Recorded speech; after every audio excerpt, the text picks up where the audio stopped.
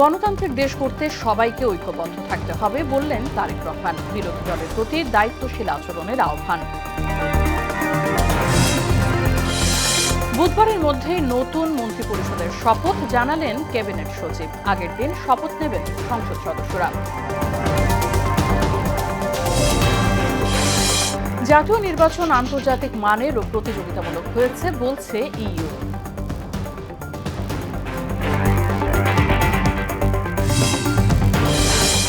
এবং নির্বাচনী ছুটি ঘিরে রাজধানীতে বেড়েছে নিত্যপণ্যের দাম। মূল্যস্ফীতি নিয়ন্ত্রণে উদ্যোগ নেবে নতুন সরকার, প্রত্যাশা সাধারণ মানুষের।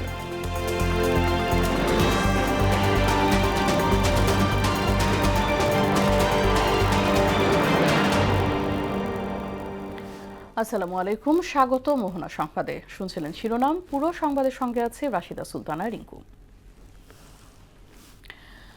ভঙ্গুর অর্থনীতি ও অকার্যকর রাষ্ট্রীয় প্রতিষ্ঠানগুলো পুনর্গঠনের অঙ্গীকার নিয়ে নতুন দেশে যাত্রা শুরু করার ঘোষণা দিয়েছেন বিএনপির চেয়ারম্যান তারেক রহমান।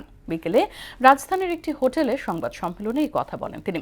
এ সময় তিনি আরও বলেন, দেশের স্বাধীনতা প্রিয় ও গণতন্ত্রপ্রিয় মানুষ বিএনপিকে বিজয়ী করেছে। এই বিজয় কোনো একক দলের নয়, এই বিজয় দেশের সাধারণ জনগণের। রাজনৈতিক ভেদাভেদ ভুলে দেশের সব শক্তিকে সঙ্গে নিয়ে সমৃদ্ধ বাংলাদেশ করার মাধ্যমে জনগণের কল্যাণ নিশ্চিত করার অঙ্গীকার করেন বিএনপি চেয়ারম্যান। নতুন সংসদে বিরোধী দলকে কার্যকর ভূমিকা রাখার তাগিদ দেন তিনি।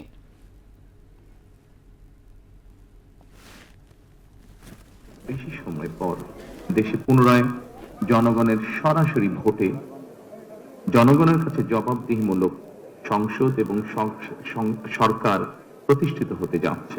আর কোনো অপশক্তি যাতে দেশে ফ্যাসিবাদ কায়েম করতে না পারে, দেশকে তাবেদার রাষ্ট্রে পরিণত করতে না পারে, এজন্য আমরা সকলে ইনশাআল্লাহ ঐক্যবদ্ধ থাকবো এবং থাকতে হবে।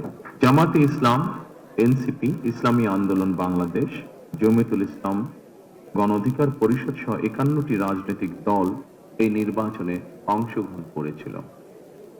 জাতীয় নির্বাচনে অংশগ্রহণকারী প্রতিটি রাজনৈতিক দলকে আন্তরিক অভিনন্দন জানাই। আমরা জনগণের কাছে প্রতিশ্রুতিবদ্ধ, প্রত্যাশিত প্রতিটি অঙ্গীকার পর্যায়ক্রমিকভাবে বাস্তবায়ন করব ইনশাআল্লাহ। আগামী ৩-৪ দিনের মধ্যে নতুন মন্ত্রীদের শপথ অনুষ্ঠিত হবে বলে মন্ত্রিপরিষদ সচিব ডক্টর শেখ আব্দুর রশিদ। সাপ্তাহিক ছুটির দিন শনিবার দুপুরে সচিবালয় মন্ত্রিপরিষদ বিভাগে তিনি সাংবাদিকদের কথা জানান। তিনি বলেন, সংবিধান অনুযায়ী নতুন মন্ত্রিসভার সদস্যদের শপথ পড়াবেন রাষ্ট্রপতি মোহাম্মদ শাহাবুদ্দিন। শপথ অনুষ্ঠানে আনুমানিক 1000 অতিথিকে আমন্ত্রণ জানানো হবে। তিনি জানান, ত্রয়োদশ জাতীয় সংসদ নির্বাচনে নির্বাচিত সংসদ সদস্যদের গেজেট প্রকাশের পর তাদের শপথের আয়োজন করবে জাতীয় সংসদ সচিবালয়। সংসদ সদস্যদের শপথের পর নতুন মন্ত্রিসভা গঠন করা হবে। এই 17 তারিখের মধ্যে তাদের শপথ গ্রহণ হবে। এই শপথ গ্রহণের পরে বিভিন্ন এই নির্বাচনে অংশগ্রহণকারী দল তাদের নিজস্ব সংসদ সদস্যদের নেতা নির্বাচন করবেন এবং এই যিনি সংখ্যাগরিষ্ঠ সদস্যদের নেতা হিসেবে যিনি নির্বাচিত হবেন তিনি মহামান্য রাষ্ট্রপতির কাছে তার তখন এই ঘটনাটি জানিয়ে দেবেন যে তিনি সংখ্যাগরিষ্ঠ সদস্যের আস্থাভাজন। মহামান্য রাষ্ট্রপতি তখন তাকে নিয়ম অনুযায়ী প্রধানমন্ত্রী পদে নিয়োগের জন্য অফার করবেন বা নিয়োগ দান করবেন। ত্রয়োদশ জাতীয় সংসদ নির্বাচনে জয়ী 297 জন সংসদ সদস্যের শপথ আগামী 17 ফেব্রুয়ারির মধ্যে অনুষ্ঠিত হবে বলে জানিয়েছেন প্রধান উপদেষ্টা প্রেস সচিব শফিকুল আলম। শনিবার সকালে ফরেন সার্ভিস একাডেমি মিলনায়তনে এক ব্রিফিংয়ে তথ্য জানান তিনি। এতে গণভোটে হাঁ ভোটের মাধ্যমে জনগণ সংস্কারের পক্ষে রায় দিয়েছে বলে মন্তব্য করেন প্রধান উপদেষ্টার বিশেষ সহকারী অধ্যাপক আলী রিয়াজ। বিস্তারিত নাজমুল ইসলামের প্রতিবেদনে। জুলাই জাতীয় সনদের ভিত্তিতে অনুষ্ঠিত গণভোট নিয়ে শনিবার সকালে রাজধানীর বাংলাদেশ ফরেন সার্ভিস একাডেমিতে সংবাদ সম্মেলন অনুষ্ঠিত হয়। এতে বলা হয়, নির্বাচন কমিশনের দেয়া গণভোটে হ্যাঁ ভোটই সংখ্যাগরিষ্ঠতা পায়। গণভোটে বিপুল সংখ্যাগরিষ্ঠ ভোটার হ্যাঁ ভোটে ভোট দিয়ে একে জয়যুক্ত করেছেন। এ সময় অধ্যাপক আলী রিয়াজ বলেন, এ রায় থেকে এটা স্পষ্ট বাংলাদেশের নাগরিকদের বেশিরভাগ স্থিত অবস্থা রাখতে চান না। বলেন, তারা চান পরিবর্তন, রাষ্ট্র ব্যবস্থার সংস্কার। জুলাই জাতীয় সনদের সংবিধান সংস্কারের প্রস্তাবসমূহের অনুকূলে তাদের রায় দিয়েছেন। এই রায় থেকে এটা স্পষ্ট যে যে বাংলাদেশের নাগরিকদের বৃহদাংশ আর পুরনো ব্যবস্থায় ফিরে যেতে বা স্থিতাবস্থা বহাল রাখতে চান না। গণভোটে জনগণের মতামত সুস্পষ্টভাবে প্রতিফলিত হয়েছে। এখন সেই জনরায় কার্যকর করার দায়িত্ব রাজনৈতিক দলগুলোর উপরই বর্তায়। এ দায়িত্ব পালনে তারা আন্তরিক ও দায়বদ্ধ থাকবে বলে প্রত্যাশা করেন তিনি। গণভোটের মধ্য দিয়ে সংস্কারের ব্যাপারে যে সুস্পষ্ট গণরায় প্রকাশিত হয়েছে তা বাস্তবায়নের দায়িত্ব রাজনৈতিক দলসমূহের। রাষ্ট্র সংস্কারের ব্যাপারে সকল রাজনৈতিক দল অঙ্গীকারাবদ্ধ। তাদের সকলের প্রতি আহ্বান হচ্ছে আলাপ আলোচনার মাধ্যমে ঐক্যবদ্ধভাবে এই গণরায় বাস্তবায়ন নিশ্চিত করতে হবে। এতে আগামী 16 থেকে 17 ফেব্রুয়ারির মধ্যেই নতুন সরকারের শপথ গ্রহণ অনুষ্ঠিত হবে বলে জানান প্রধান উপদেষ্টার প্রেস সচিব শফিকুল আলম। 16 বা 17 তারিখ এর পরে যাবে না। শপথের জন্য প্রস্তুতির কাজ গতকাল থেকেই শুরু হয়েছে। আজকে আপনারা দেখেছেন যে এমপিদের গেজেট প্রকাশ হয়েছে এবং বাকি কাজ খুব দ্রুত গতিতে চলছে। নবনির্বাচিতদের শপথ গ্রহণের জন্য সরকার এরই মধ্যে সার্বিক প্রস্তুতি গ্রহণ করেছে বলেও জানান প্রেস সচিব। শপথের কে পড়াবেন এটা আপনাদেরকে পরবর্তীতে জানিয়ে দেওয়া হবে। নাজমুল ইসলাম, মোহনা সংবাদ, ঢাকা। ত্রয়োদশ জাতীয় সংসদ নির্বাচন শান্তিপূর্ণ, আন্তর্জাতিক মানের ও প্রতিযোগিতামূলক হয়েছে বলে জানিয়েছেন ইইউ পর্যবেক্ষক দলের প্রধান ইভার্স ইজাবস। তবে ভোটে নির্বাচিত নারী প্রতিনিধির সংখ্যা আশাব্যঞ্জক নয় বলে হতাশা ব্যক্ত করেছে সংস্থাটি। শনিবার সকালে পর্যবেক্ষক দলের নির্বাচন পরবর্তী সংবাদ সম্মেলনে এই কথা বলেন মিশন প্রধান। বিস্তারিত তরিকুল ইসলামের প্রতিবেদনে। রাজধানীর একটি হোটেলে সকালে ত্রয়োদশ জাতীয় সংসদ নির্বাচন নিয়ে সার্বিক মূল্যায়ন তুলে ধরল ইউরোপীয় ইউনিয়ন ও কমনওয়েলথ। এতে ইইউ মিশন প্রধান ইভার্স ইজাবস স্পষ্টভাবে জানালেন অংশগ্রহণমূলক ছিল এবারের ভোট। আমাদের মূল্যায়ন হলো এটি গ্রহণযোগ্য এবং আইনের শাসন মেনে অনুষ্ঠিত একটি নির্বাচন। 2008 সালের পর বাংলাদেশে এমন প্রতিযোগিতামূলক নির্বাচন আর দেখা যায়নি। এবার নির্বাচন কমিশন নিরপেক্ষতার সাথে নতুন এক মানদণ্ড তৈরি করেছে বলে মনে করছে ইইউ। 2026 সালের নির্বাচন নির্ভরযোগ্য ও প্রতিযোগিতামূলকভাবে গণতান্ত্রিক ও সঠিক আইনি প্রক্রিয়ায় অনুষ্ঠিত হয়েছে, যা আন্তর্জাতিক মানদণ্ড রেখেছে। মিশন প্রধানের মতে নির্বাচনে নারী প্রার্থীর সংখ্যা ছিল নগণ্য, যা জুলাই সনদের সাথে সাংঘর্ষিক। নির্বাচন ঘিরে নারীদের বিরুদ্ধে ডিজিটাল পুরুষতান্ত্রিক হয়রানি ও চরিত্রহরণ ছিল আশঙ্কাজনক। গণতান্ত্রিক চর্চায় এমন যৌন নির্যাতনমূলক আচরণ কাম্য নয়। যারা ডিজিটালি নির্যাতিত হয়েছে, ইইউ তাদের পরিবারের প্রতি সমবেদনা জানাচ্ছে। এদিকে কমনওয়েলথ নির্বাচন অবজারভার কমিটির চেয়ারম্যান জানান, নির্বাচন সুষ্ঠু করার জন্য প্রতি দলেরই অংশগ্রহণ প্রয়োজন। আমি মনে করি এই নির্বাচন গ্রহণযোগ্য, কারণ শান্তিপূর্ণ ও স্বচ্ছতার সাথে এটি অনুষ্ঠিত হয়েছে। নির্বাচনের পর রাজনৈতিক দলগুলো যেভাবে সহনশীলতার সাথে জয় পরাজয় মেনে নিয়েছে তাকে সাধুবাদ জানান ইইউ ও কমনওয়েলথ।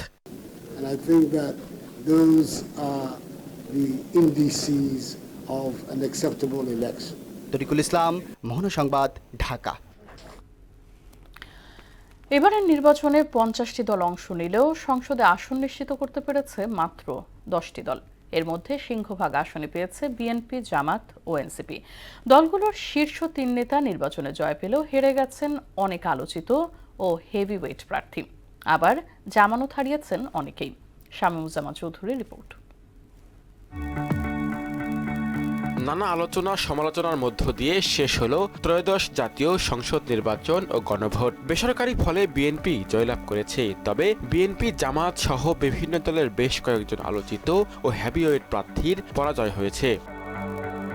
নির্বাচনে বেসরকারিভাবে প্রাপ্ত ফলাফলে খুলনা 5 আসনে বাংলাদেশ জামাতে ইসলামের মনোনীত প্রার্থী ও দলের সেক্রেটারি জেনারেল মিয়া গোলাম পরোয়ার দাঁড়িপাল্লা প্রতীক নিয়ে 1,44,956 ভোট পেয়ে পরাজিত হয়েছেন। ওই আসনে 1,47,658 ভোট পেয়ে বিজয়ী হয়েছেন বিএনপির প্রার্থী মোহাম্মদ আলী আসগার। ভোটের ব্যবধান 2,702। এদিকে বগুড়া 2 আসনে নাগরিক ঐক্যের সভাপতি মাহমুদুর রহমান মান্না কেটলি প্রতীকে মাত্র 3,426 ভোট পেয়ে জামানত হারিয়েছেন। বিএনপির প্রার্থী মীর শাহে আলম 1,45,024 ভোট পেয়ে বেসরকারিভাবে নির্বাচিত হয়েছেন। তার নিকটতম প্রতিদ্বন্দ্বী জামায়াত প্রার্থী মাওলানা শাহাদাতুজ্জামান পেয়েছেন 93,548 ভোট। পঞ্চগড় 1 আসনে বিএনপির প্রার্থী নওশাদ জমির ধানের শীষ প্রতীকে 1,74,430 ভোট পেয়েছেন। তার নিকটতম প্রতিদ্বন্দ্বী জাতীয় নাগরিক পার্টির উত্তরাঞ্চলের মুখ্য সমন্বয়ক ও 11 দলীয় জোটের মনোনীত প্রার্থী সার্জিস আলম শাপলাকলি প্রতীক নিয়ে পেয়েছেন 1,66,126 ভোট। এছাড়া বহুল আলোচিত ঢাকা 8 আসনে 59,366 ভোট পেয়ে বেসরকারিভাবে নির্বাচিত হয়েছেন বিএনপির প্রার্থী মির্জা আব্বাস। তার নিকটতম প্রতিদ্বন্দ্বী প্রার্থী এনসিপির নাসির উদ্দিন পাটোয়ারি পেয়েছেন 54,127 ভোট।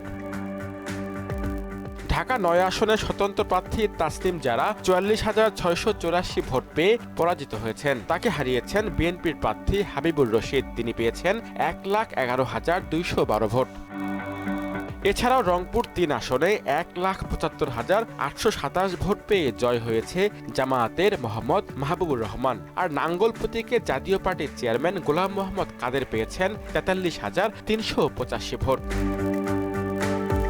শামীমুজ্জামান চৌধুরী, মোহনা সংবাদ, ঢাকা। নির্বাচন পরবর্তী সময়ে গঠিত হতে যাওয়া মন্ত্রিসভার কাছে জনগণের প্রত্যাশা জানাতে লালমনিরহাট থেকে যুক্ত হচ্ছেন সহকর্মী সুমন খান এবং দিনাজপুর থেকে যুক্ত হচ্ছেন সহকর্মী সুবল রায়। প্রথমে চলে যাচ্ছে লালমনিরহাটে সুবনের কাছে। যে সুবন, বিজয়ীদের নিয়ে সাধারণ মানুষের প্রতিক্রিয়া এবং মন্ত্রিসভায় কাদের দেখতে চান সাধারণ মানুষ, কি জানতে পারলেন?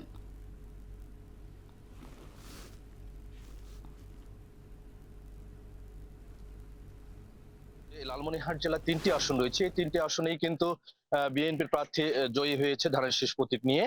তো আসলে এই 3টি প্রার্থী লালমনিরহাট 1 আসনে ব্যারিস্টার হাসান রাজীব প্রধান, এবং লালমনিরহাট 2 আসনে হচ্ছে রুকনউদ্দিন বাবুল, এবং লালমনিরহাট 3 আসনে হচ্ছে অধ্যক্ষ আসাদুল হাবিব দুলু। আমরা আসলে এখন জনগণের প্রতিক্রিয়া সহ ভোটারদের প্রতিক্রিয়া জানতে চাবো যে আপনাদের আসনে তো 3 জনেই জয়লাভ করেছে বাংলাদেশ জাতীয়বাদী দল থেকে।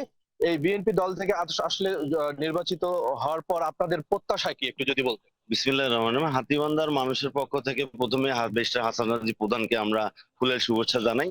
তথা লালমনিরহাট জেলার 3টি আসনের যারা বিজয়ী হয়েছেন তাদেরকে শুভেচ্ছা জানাই।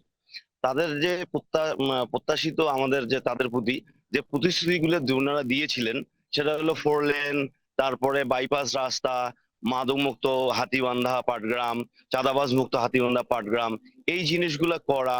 এই জিনিসগুলো করতে পারলে ইনশাল্লাহ হাতীবান্ধা পাটগ্রামে একটা ভালো অবস্থান তৈরি হবে এবং আগামী দিনে একটা আলোড়ন সৃষ্টি হবে। সেই হিসাবে সেই ব্যাপারে যদি আমরা সচেষ্ট উনি থাকেন এবং দলীয় শৃঙ্খলার ব্যাপারে ওনাকে যদি ভালো অবস্থান এটা রাখতে পারেন, সেক্ষেত্রেও একটা ভালো ভূমিকা হাতীবান্ধা পাটগ্রামে উনি রাখলে আগামী দিনে মানুষের কাছে ভালোবাসার স্থান থেকে উনি আরো উচ্চ অবস্থানে যাবে, এইটা আমরা মনে করি। 4 লেনের ব্যাপারে আমরা আশাবাদী। তিস্তা মহাপরিকল্পনার যে আমাদের প্রতিশ্রুতি রয়েছে, এটা সর্বোপরি এটা হলে তো আমাদের হাতীবান্ধা পাটগ্রামের ব্যাপক আলোড়ন সৃষ্টি হবে বলে আমি মনে করি। ধন্যবাদ।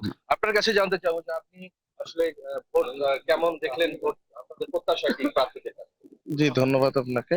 আমাদের এলাকায় খুব সুন্দর ভোট হয়েছে। আমরা এর আগে কখনো এরকম ভোট দেখিনি। আমাদের এলাকায় খুব সুন্দর এবং খুব সুন্দরভাবে ভোট দিয়েছে সবাই। এসে আমাদের এদিকে ঈদের মতো আনন্দ করে মানুষ ভোট দিয়েছে। খুব হয়েছে আমাদের এলাকার ভোট। আমাদের প্রিয় নেতা বলেছিলেন যে আমাদের এলাকার অনেক সুন্দর কাজ হবে, আমাদের এই খাল রাস্তাঘাট। ধন্যবাদ। আসলে আমি আপনার কাছে জানতে পারছি, আপনি তরুণ ভোটার, আপনার ভোট কেমন দিয়েছেন? আপনাদের প্রার্থীদের কাছে যারা বিজয় হয়েছে কি প্রত্যাশা করছে? আলহামদুলিল্লাহ, আমি ভোট ভালো করে দিতে পারছি এবং এত সুন্দরভাবে ভোট দিছি যা বিগত 17 বছরে এইভাবে দেখি নাই ভোট। তাছাড়া ওনারা যে আমাদেরকে আশা দিয়েছেন সেগুলো যেন বাস্তবায়ন করে, এটাই আমি প্রত্যাশা করি। ধন্যবাদ। আসলে রিঙ্কু, আপনি শুনছিলেন যে তারা কিন্তু এই প্রতিশ্রুতি যে গুলো দিয়েছে যে প্রার্থীরা, তারা সেটাই কিন্তু বাস্তবায়নের চাচ্ছে। তো তাসরুফ ভাই, এই ছিল আমার কাছে রিঙ্কু, আমার কাছে ছিল লালমনিরহাট থেকে এই সর্বশেষ খবর। আমি চলে যাব দিনাজপুরে, অপেক্ষা করছেন সুবল রায়, সরাসরি তার কাছে চলে যাচ্ছি। ধন্যবাদ সুমন। আমি আমি আছি এখন দিনাজপুর 2 আসনে। এখানে আপনি যেমনটি জানেন যে দিনাজপুরে কিন্তু 6টি আসন, 6টির মধ্যে কিন্তু 5টিতে কিন্তু বিএনপি জয়লাভ করেছে, একটি কিন্তু স্বতন্ত্র। তো আমি বলতে চাই যে আসলে যে সামনে যে ভাবনা, এই আসলে ভাবনা তাদের কি, আমি একটু সরাসরি তাদেরকে জানতে যাব। আমার সাথে বর্তমানে উপস্থিত আছেন তাঁতি দলের আহ্বায়ক। আমি একটু তার কাছে জানতে চাবো যে আসলে আপনারা যেহেতু দিনাজপুর 2 বীর বোচাগঞ্জ আসনে নির্বাচিত হয়েছে, তো আসলে আপনাদের আগামীর ভাবনাটা কি যদি একটু বলতেন। বিসমিল্লাহির রহমানির রহিম। আমি প্রথমে আপনাদের মোহনা টেলিভিশন এবং আপনাকে ধন্যবাদ জানাচ্ছি সুন্দর প্রশ্ন করার জন্য, এবং পাশাপাশি দিনাজপুর 2 আসনে বিরল এবং বোচাগঞ্জে যারা ভোটার, সম্মানিত ভোটার যারা আমাদের প্রার্থী দিনাজপুর 2 আসনে সর্বোচ্চ ভোটে যাকে নির্বাচিত করেছেন আমাদের ধানের শীষের প্রার্থী আলহাজ সাদিক রিয়াজ চৌধুরী পিনাক ভাইকে সর্বোচ্চ ভোট দিয়ে আপনারা নির্বাচিত করেছেন, এজন্য সম্মানিত ভোটারদের আমি ধন্যবাদ জানাচ্ছি। পাশাপাশি আমরা এটুকু বলতে চাই যে আমাদের বিএনপির চেয়ারম্যান জননেতা তারেক রহমানের 31 দফা বাস্তবায়ন করে একটি সুন্দর বাংলাদেশ বিনির্মাণ আমরা করব, এবং এই এলাকার উন্নয়নের যে উন্নয়ন যেগুলো করতে হবে সেই উন্নয়নগুলো আমাদের নেতার একটি সুনির্দিষ্ট পরিকল্পনা রয়েছে। সেই পরিকল্পনার ভিত্তিতে আমরা এই এলাকার উন্নয়নের কাজগুলো আমাদের নেতা করবেন, এটাই আমাদের কথা। এবং পাশাপাশি আমরা এতটুকু বলতে চাই যে আমাদের এখানে যে সমস্যাগুলো রয়েছে, আমাদের একটা স্থলবন্দর দীর্ঘদিনের দাবি ছিল, সেই স্থলবন্দরের ব্যাপারে উনি কাজ করবেন। ধন্যবাদ আপনাদেরকে, আবারও সকলকে ধন্যবাদ জানাচ্ছি। আমাদের ম্যাডাম খালেদা জিয়ার জন্য আপনারা দোয়া করবেন। ধন্যবাদ আপনাকে। আমার সাথে সাধারণ সম্পাদক আছেন, এনার কাছে আমি জানতে চাবো যে আগামী দিনে আপনার ভাবনাটা কি যদি একটু বলতেন। বিসমিল্লাহির রহমানির রহিম। ত্রয়োদশ জাতীয় সংসদ নির্বাচনে আমাদের দিনাজপুর এবং 2 আসনে নবনির্বাচিত এমপি মহোদয় জনাব আলহাজ সাদিক রিয়াজ চৌধুরী একজন সম্ভ্রান্ত পরিবারের সৎ এবং যোগ্য ব্যক্তি হিসাবে বিরল এবং বোচাগঞ্জবাসী খুব স্বতঃস্ফূর্তভাবে তাকে ধানের শীষ মার্কায় ভোট দিয়ে জয়যুক্ত করেছেন, এবং এই এলাকাবাসী চায় যেন এই এলাকার উন্নয়নের জন্য আমাদের জনাব তারেক রহমানের 31 দফার মধ্যে 10 দফা কর্মসূচির মধ্যে আমাদের এই ফ্যামিলি কার্ড এবং কৃষক কার্ড সর্বপ্রথম বাস্তবায়ন, এবং এই এলাকার উন্নয়নের জন্য ওনাকে মন্ত্রী হিসাবে এলাকাবাসী দেখতে চায়। আমাদের দিনাজপুরের বিশেষ করে বিরলের এবং সেতাবগঞ্জের চিনির কল এবং এই স্থলবন্দর এবং এই এলাকার শিল্প উন্নয়নের জন্য আমাদের এখানে এই এলাকাবাসী মন্ত্রী হিসাবে তাকে দেখতে চাই। ধন্যবাদ। এই এলাকার মানুষ কিন্তু আসলে জানতে চাচ্ছে যে দিনাজপুর 2 জন মন্ত্রী দেখতে চায়, এই বলে ভোটাররা কিন্তু আমাকে জানিয়েছেন। ধন্যবাদ। এই ছিল রিঙ্কু আমার কাছে সর্বশেষ তথ্য দিনাজপুর থেকে। অসংখ্য ধন্যবাদ সুমন এবং সুবল, আপনাদের দুজনকেই। চলে যাচ্ছি পরবর্তী সংবাদে। নিত্যপণ্যের দাম সীমিত আয়ের মানুষের নাগালের মধ্যে আনার উদ্যোগ নেবে নতুন সরকার, এমনটাই প্রত্যাশা সাধারণ মানুষের। এ ব্যাপারে নতুন গঠিত হতে যাওয়া মন্ত্রিসভা দ্রুতই উদ্যোগ নেবে বলেও আশা জানান তারা।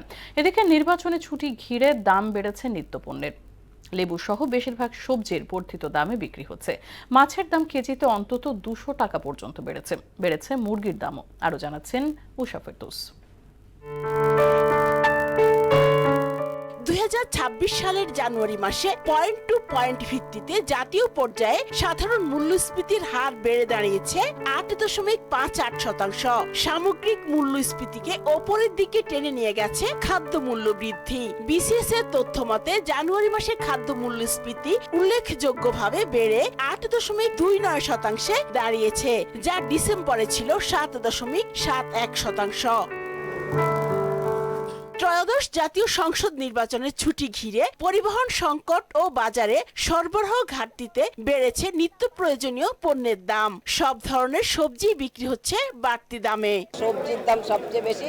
সবচেয়ে আশ্চর্য হচ্ছে যে একটা লেবু 40 টাকা। আমি মনে করি যে কৃষক লেভেল থেকেই এই পণ্যটা নিয়ন্ত্রণ করা উচিত। এই বিষয়বস্তুগুলো যখন সরকার ফোকাস করবে দেন আমাদের জন্য ভালো হবে, আমরা তখন খাবারের একটা মানসম্মত খাবার পাবো। মাছের দামেও নেই স্বস্তি। নদীমাতৃক দেশে নদীর মাছের দাম নাগালের বাইরে। চাষের মাছও নেই নিম্ন আয়ের মানুষের নাগালে। আবার কিছু মাছ আপনার 300 টাকা বেড়ে গেছে, মানে আমাদের সাধ্যের বাইরে, মানে অনেকবার বার্গেনিং করতে হয়, তারপরেও করে নেই। সরকারের সদিচ্ছা থাকলে অবশ্যই নিয়ন্ত্রণ করা যাবে। এখন সামনে রমজান মাস, কিছু তো বেশি হইবই। বেড়েছে সব রকম মুরগির দামও, গরিবের আমিষ খ্যাত ব্রয়লার মুরগির দামও নেই নাগালে। গ্রামের থেকে যে গাড়ি আছে না, এই গাড়ি ভাড়া বেশি এবং সবাই নির্বাচন নিয়ে ব্যস্ত থাকে। এমন পরিস্থিতিতে উচ্চ মূল্যস্ফীতি ও টাকার মান কমে যাওয়ায় সংকুচিত হয়ে পড়েছে সাধারণ মানুষের আয়। তাই গঠিত হতে যাওয়া নতুন সরকারের কাছে সবার প্রত্যাশা আকাশ ছোঁয়া। আমরা আশাবাদী, খুব আমার দল ক্ষমতা আছে, এই জন্য আমি আশাবাদী যে কিছু একটা দেখাতে পারবো। আমাদের নতুন সরকারের কাছে প্রত্যাশা বাজারটা যাতে বাজেটের মধ্যে নিয়ন্ত্রণে থাকে আর কি, এটাই আর কি আশা। না, আমাদের প্রত্যাশা তো অবশ্যই যে বাজার নিয়ন্ত্রণ রাখবে সরকার এবং সবকিছুর দাম যেন আমাদের নাগালের মধ্যে থাকে। হুট করে কোনো কিছুর দাম হঠাৎ করে বেড়ে গেলে তো এটা আমাদের কাস্টমারদের জন্য খুবই সমস্যা। প্রায় 4 কোটির বেশি মানুষ চরম দারিদ্র্যের মধ্যে বাস করছে, তাই বাজার নিয়ন্ত্রণ সময়ের দাবি বলে মনে করছেন ভোক্তারা। উষা ফেরদৌস, মোহনা সংবাদ, ঢাকা। আজ বসন্ত ও বিশ্ব ভালোবাসা দিবস। শীতের রুক্ষতা মুছে ঋতুরাজ বসন্তের আগমনের দিন আজ। প্রতি বছর রাজধানী সহ সারা দেশে নানা আয়োজনের মধ্য দিয়ে বরণ করা হয় বসন্তকে। প্রতিবারের মতো এবারও ঢাকা বিশ্ববিদ্যালয়ের চারুকলার বকুলতলায় বসন্ত বরণের প্রতীক্ষায় ছিলেন বসন্তপ্রেমীরা। কিন্তু আয়োজকরা জানান, নিরাপত্তার কারণে এবারের আয়োজন করা হয়েছে আগারগাঁয়ের মুক্তিযুদ্ধ জাদুঘরে। বিস্তারিত জানাচ্ছেন নাহিদ সিরাজি নিম্মি। অমৃতবাণী পালা গেল সহজেই, মরমে উঠিল বাজি, বসন্ত এসে গেছে। ফুল ফুটুক আর না ফুটুক, আজ বসন্ত। পহেলা ফাগুন, বাঙালির প্রাণের ঋতু বসন্তের প্রথম দিন। কচি পাতায় সবুজ আগুন রাঙা শিমুল পলাশের শোভায় প্রকৃতি নতুন করে গাইছে জীবনের গান। মাঘের শেষ বিকেলেও যে হিমেল পরশ টিকেছিল তা ভোরের সূর্যোদয়ের সঙ্গেই যেন মিলিয়ে গেছে। একই সঙ্গে বিশ্ব ভালোবাসা দিবস আজ। একই দিনে হওয়ায় উৎসবে যোগ হয়েছে বাড়তি মাত্রা। তবে ঢাকা বিশ্ববিদ্যালয়ের চারুকলা অনুষদের বকুলতলায় চিরাচরিত বসন্ত উৎসবের ঠিকানা পরিবর্তিত হয়ে আয়োজন করা হয় রাজধানীর আগারগাঁওয়ে মুক্তিযুদ্ধ জাদুঘরের ভেতরে, যা অজানাই ছিল অনেক বসন্ত প্রেমিকের। দেশের পরিস্থিতির জন্য হয়তো বা বন্ধ রেখেছে। দুঃখের বিষয় হলো এটা আমাদের জানা ছিল না যে আজকে ওরা এটা বন্ধ রাখছে। সেজেগুজে এসেছি, একটু প্রোগ্রাম উপভোগ করার কথা ছিল, সেখানে আসলে কিছুই হচ্ছে না। মুক্তিযুদ্ধ জাদুঘরে সীমিত পরিসরে সকাল 7:30টায় সমবেত যন্ত্র ও কণ্ঠসঙ্গীতের মাধ্যমে উৎসবের সূচনা হয়। এরপর চলতে থাকে নৃত্য ও সঙ্গীত শিল্পীদের অংশগ্রহণে বিভিন্ন পরিবেশনা। আগত অতিথিরা বলেন, স্থান পরিবর্তন হলেও উৎসবের আমেজে কোনো কমতি আসেনি। বন্ধ থাকার চেয়ে ছোট পরিসরে হচ্ছে সেটি মুখ্য বলেও এ সময় মন্তব্য করেন বসন্ত বরণে আগতরা। আমরা প্রতিবারই ঢাকা বিশ্ববিদ্যালয়ে করতাম, এবার বদলের কারণে প্রথমে একটু চাপ লাগছিল, পরে আবার যেহেতু মনের ভালো লাগাটা, মনের ক্ষোধা, আমরা আবার আগের জায়গায় চলে গেছি। যেহেতু এখানে জায়গাটা ছোট পরিসরে হচ্ছে, কিন্তু তারপরেও হচ্ছে যে এটাতেই খুশি অনেক। আসলে তেমন পরিবর্তন না, মনের আশাটাই হচ্ছে বড়। জাতীয় বসন্ত উৎসব উদযাপন পরিষদের সাধারণ সম্পাদক মানজার চৌধুরী সুইট জানান, জাতীয় সংসদ নির্বাচন শেষে মূলত নিরাপত্তার বিষয় মাথায় রেখেই স্বল্প পরিসরে তারা এবছর উৎসবটি পালন করছেন। এবার নির্বাচনের ঠিক 2 দিন আগে অনেকে আমাদেরকে জায়গাটা দিতে চায়নি বা দিতে পারেনি। আমরা তাদের প্রতি শ্রদ্ধা রেখেই এবারের জন্য ধারাবাহিকতা রক্ষার জন্য আমরা মুক্তিযুদ্ধের যে আমাদের মূল জায়গা, আমরা মূল জায়গার একটি জায়গা নিয়েছি। প্রত্যাশা, বাংলার এই সংস্কৃতি ধরে রেখে আগামীতে আবারও সেই চিরচেনা জায়গায় ফিরবে বসন্ত উৎসব। নাহিদ সিরাজি নিম্মি, মোহনা সংবাদ, ঢাকা। চাঁপাইনবাবগঞ্জ সদর উপজেলায় ককটেল বানানোর সময় বিস্ফোরণে 2 জন নিহত ও 3 জন আহত হয়েছে। ভোরে চরবাগডাঙ্গা ইউপির ফাটাপাড়া গ্রামে এই ঘটনা ঘটে। স্থানীয় কালামের বাড়িতেই বিস্ফোরণ ঘটে। এতে বাড়ির ইটের দেয়াল ধসে উড়ে গেছে টিনের চাল। নিহত 2 জনের পরিচয় শনাক্ত করা যায়নি। পরিচয় জানার প্রক্রিয়া অব্যাহত রয়েছে। বিষয়টি নিশ্চিত করেছেন চাঁপাইনবাবগঞ্জের অতিরিক্ত পুলিশ সুপার ওয়াসিম ফিরোজ। শেষ করব মোহনা সংবাদ, তবে যাবার আগে শিরোনামগুলো আরও একবার।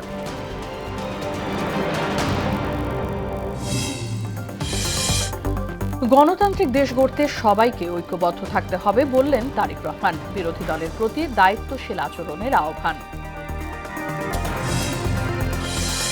বুধবারের মধ্যেই নতুন মন্ত্রিপরিষদের শপথ জানালেন ক্যাবিনেট সচিব। আগের দিন শপথ নেবেন সংসদ সদস্যরা। জাতীয় নির্বাচন আন্তর্জাতিক মানের ও প্রতিযোগিতামূলক হয়েছে বলছে ইইউ। ভবিষ্যতেও এর ধারা অব্যাহত রাখার আহ্বান কমনওয়েলথের। এবং নির্বাচনী ছুটি ঘিরে রাজধানীতে বেড়েছে নিত্যপণ্যের দাম। মূল্যস্ফীতি নিয়ন্ত্রণে উদ্যোগ নেবে নতুন সরকার, প্রত্যাশা সাধারণ মানুষের। এই ছিল সংবাদে। পরবর্তী সংবাদ রাত ৯টায়। এর আগে সন্ধ্যা ৭টায় দেখবেন সংবাদ এক নজরে। মোহনার সব শেষ খবর জানতে ভিজিট করুন www.mohona.tv। সংবাদ দেখতে পারেন ফেসবুক ও ইউটিউবেও। সঙ্গে থাকার জন্য ধন্যবাদ সবাইকে।